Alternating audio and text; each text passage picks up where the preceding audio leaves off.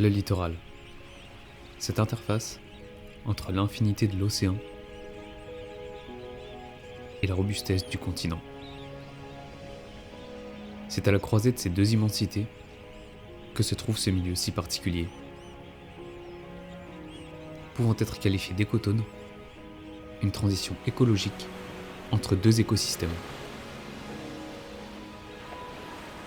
Soumis à des conditions parfois rudes, le littoral abrite de nombreux organismes très spécialisés.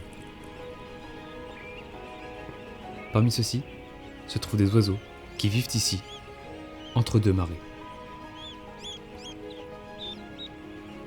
Discrets mais essentiels aux écosystèmes, ils parcourent des milliers de kilomètres chaque année entre leurs sites d'hivernage et de reproduction.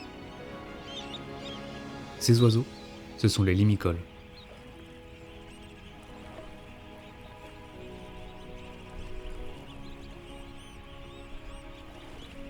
Mais aujourd'hui, leur survie est en jeu.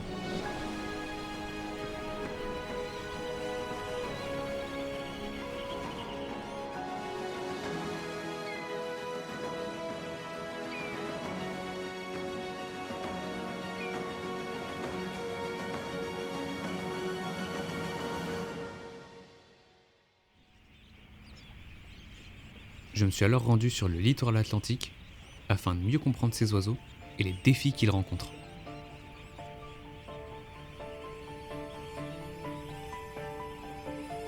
Et malgré une ambiance sonore plutôt hostile,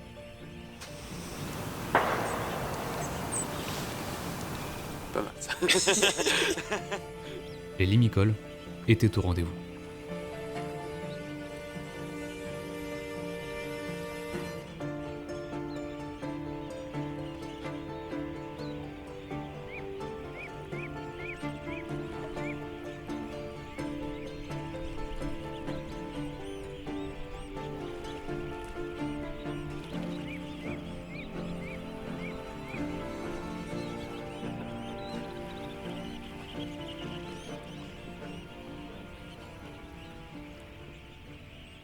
Mais avant toute chose, c'est quoi un limicole ?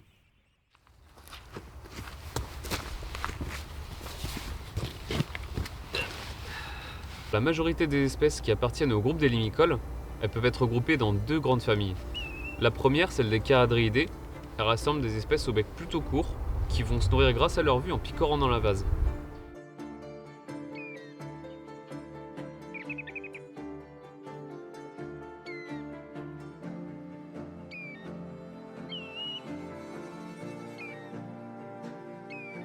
Et la deuxième, celle des scolopacidés, elle va rassembler des espèces au bec plutôt long qui vont se nourrir en sondant la vase grâce à leur long bec qui est muni de capteurs sensoriels.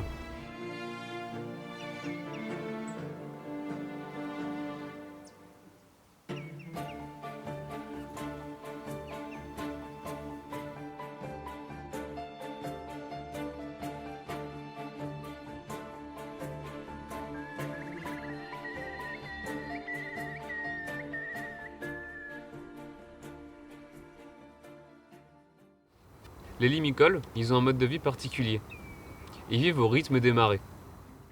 À marée basse, lorsque les vasières sont découvertes, les oiseaux vont s'y rendre pour se nourrir. Et lorsque la marée va remonter et recouvrir ces vasières, ils vont trouver des reposoirs dans les marais arrière littoraux.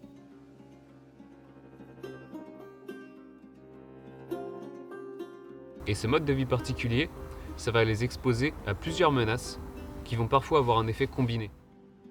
Je suis alors allé à la rencontre de Gwenaëlle Quinténé afin de comprendre les facteurs qui ont causé l'extinction récente d'un limicole, le courlis à bec grêle. Donc là, c'est la même chose, c'est destruction de ces milieux de reproduction. Dans les plaines du Kazakhstan, le développement de l'agriculture, on va dire, intensive, de systèmes qui passent de systèmes stépiques, typiquement appréciés par le courlis à bec grec, vers des systèmes productivistes et des systèmes de culture extensive. Donc une disparition des zones humides. C'est ça, associé en plus à des pressions de chasse qui devaient être assez élevées sur cette population. Et donc tout ce cocktail anthropogénique, ça a conduit à disparition récente d'une espèce qui est toujours... C'est bizarre de se faire ça.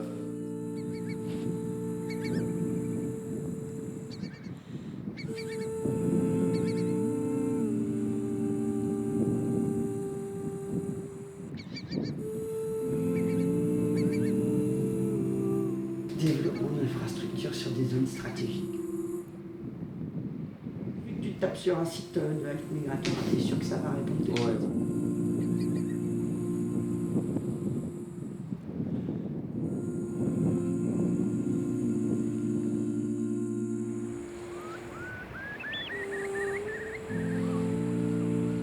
C'est typiquement des espèces de grande taille, on va dire qui atteignent leur âge de maturité sexuelle assez tardivement, qui ont une faible productivité en termes de nombre de poussins par an, etc. Et donc ces espèces elles sont vraiment très sensibles, elles ont des risques d'extinction majeurs. Tu enlèves la bouche, tu détruis le système.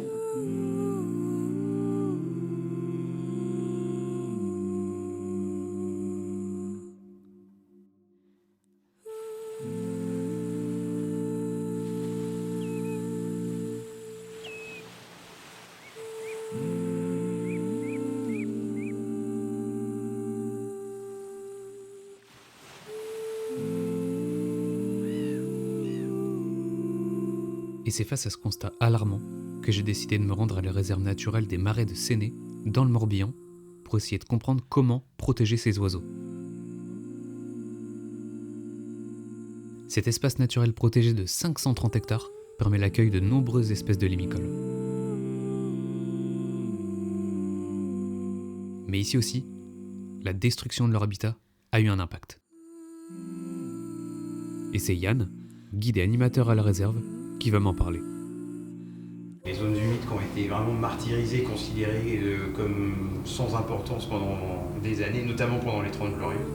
C'est ce qui devient problématique, les zones de stationnement pour les oiseaux sur les aires de migration. Les pauses se font de plus en plus longues à certains endroits et sur des écarts plus importants.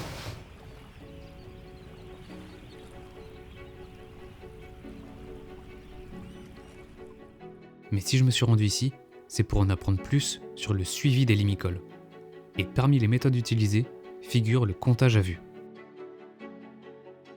Cette méthode permet de rendre compte des dynamiques de population au sein de la réserve à des endroits accessibles.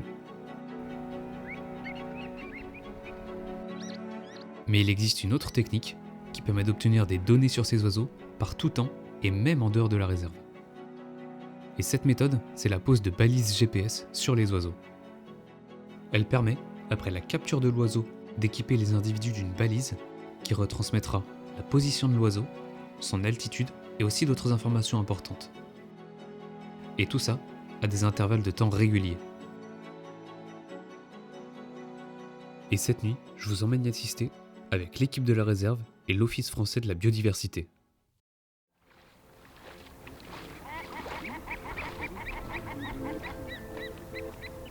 Les limicoles sont surveillés régulièrement aux jumelles thermiques afin de savoir quand agir sans faire fuir les oiseaux aux alentours.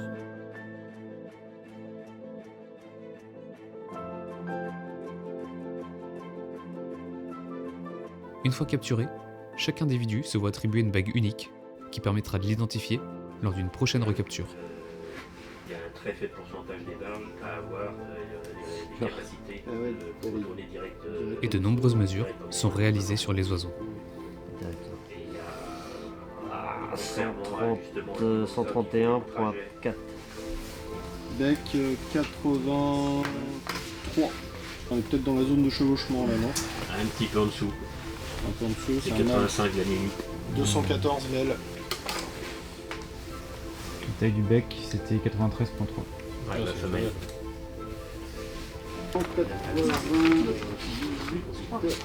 Vers le moyen de couverture tertien, toujours souvent chez les Lémis. Alors le nôtre, 23, 20, 26.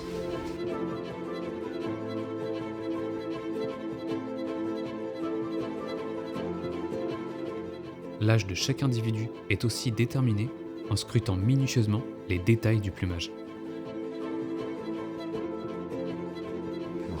Tu me dis quand tu l'as et puis je passerai mon doigt pour sécuriser. Pesant moins de 3% du poids de l'oiseau, l'équipement de la balise est prévu pour ne pas gêner les mouvements de l'individu.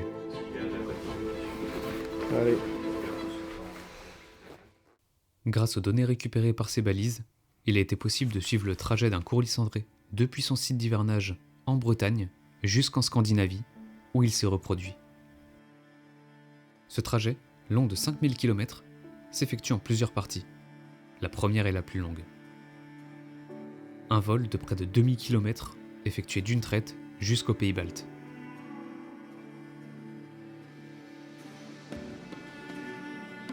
Ensuite, le courrier remonte au nord au fur et à mesure du dégel des terres.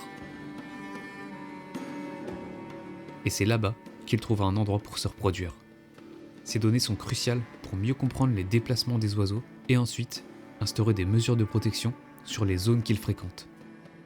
Donc là, clairement, tu vois qu'ils traversent la France, direct. Il y en a qui connaissent le trajet. La télémétrie a beaucoup aidé à démanteler et à démontrer l'utilisation spatio-temporelle de ces sites d'importance majeure pour les espèces. Donc ça va être à la fois au niveau de la voie de migration dans son entièreté, comprendre les sites d'importance et où pourraient se situer les goulets d'étranglement des populations. Et aussi au niveau local, pour la planification et pour, par exemple, la définition de périmètres de protection ou de périmètres, en tout cas, où ne pas développer des infrastructures qui pourraient être néfastes aux populations. Et on n'équipe pas des oiseaux pour le plaisir vraiment. Les oiseaux ont eux-mêmes contribué sur la plupart des flyways à leur conservation en se faisant équiper.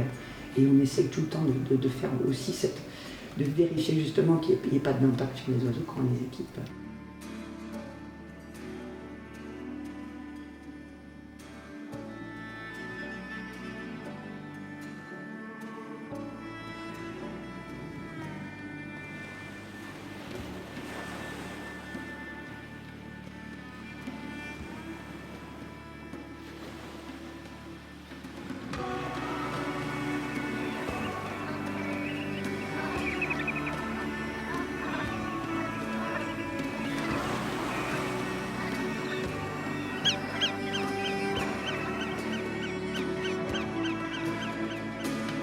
Les limicoles suivent des routes invisibles, guidées par les marées et les saisons. Ils tracent, sur notre planète, un fragile fil migratoire. Un lien entre les continents, les eaux et le ciel. Mais aujourd'hui, ce fil s'effiloche. Les zones humides disparaissent, les distances s'allongent, et chaque année, certains ne reviennent pas. Les scientifiques tentent de comprendre et d'alerter. Car protéger les limicoles, c'est aussi protéger les écosystèmes qui nous font vivre nous et de nombreuses autres espèces. On peut alors qualifier les limicoles d'espèces parapluies. Combien de temps encore entendrons-nous le bruissement de leurs ailes sur nos rivages ? Parce que la trajectoire des limicoles est entre leurs ailes, mais aussi et surtout entre nos mains.